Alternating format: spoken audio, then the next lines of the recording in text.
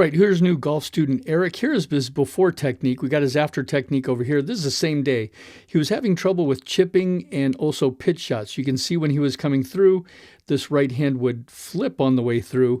That gets the club head passing the hands and coming up through impact. He was ending up hitting a lot of skull shots that just kind of go along, shoot along the ground. He was hitting a lot of kind of fat shots that would really not go anywhere. So we could see here, he catches this one kind of heavy. You can see this right hand pushing underneath.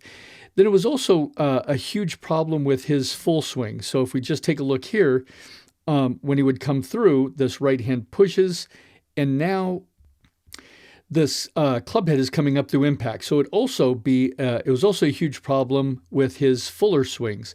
He was getting this rear shaft lean very quickly while this right hand's pushing under, and we have a breakdown in this left wrist where this club head is coming up through impact, and he was having to kind of spin around because that club face was staying open on the way through. So we can also see if you know what to look for, he was having problems with this right hand pushing and this left wrist breaking down and bending back. So this left wrist is going into extension, the right wrist is going into a flexion, and it really causes a problem, not only with iron. So we're going to see the problem here is when you come through and this right hand pushes, that leaves this club face open. As that right hand is pushing, you can see that club face is open. Not only do we have an open club face because the right hand is pushing, but also we get this rear shaft lean, so the club head is coming up through impact, and we have inconsistent club head ball contact. So the first thing we wanted to do is train the right wrist to close the club face correctly. So here we go. We're going to let the right hand let the club face rotate open, and now we're going to train this right wrist to not push through impact. We're going to train the right wrist to actually go from flexion to extension through impact. Okay, so there's the first step, right hand only. Okay, now we're going to get both hands on the club here.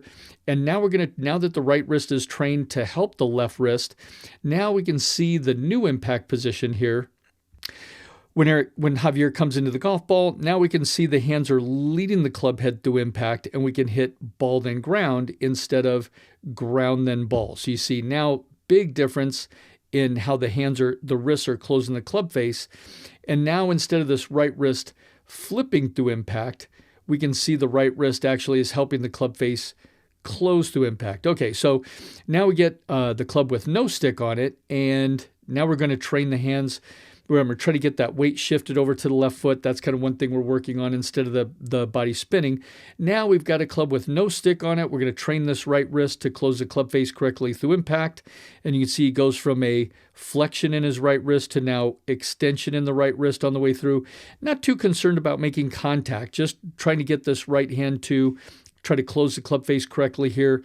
And now we go from club with a stick on it to club with no stick on it, and here we go. So now that the right wrist is trained, now the right wrist can help the left wrist close the club face correctly, and now here's his new impact position instead of this old impact position with this right hand flipping under. Now we have the left wrist curling and the right wrist bending back through impact.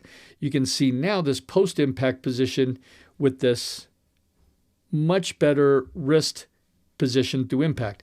Now we can add some body turn and add the rest of the swing to this great, better, improved hand action.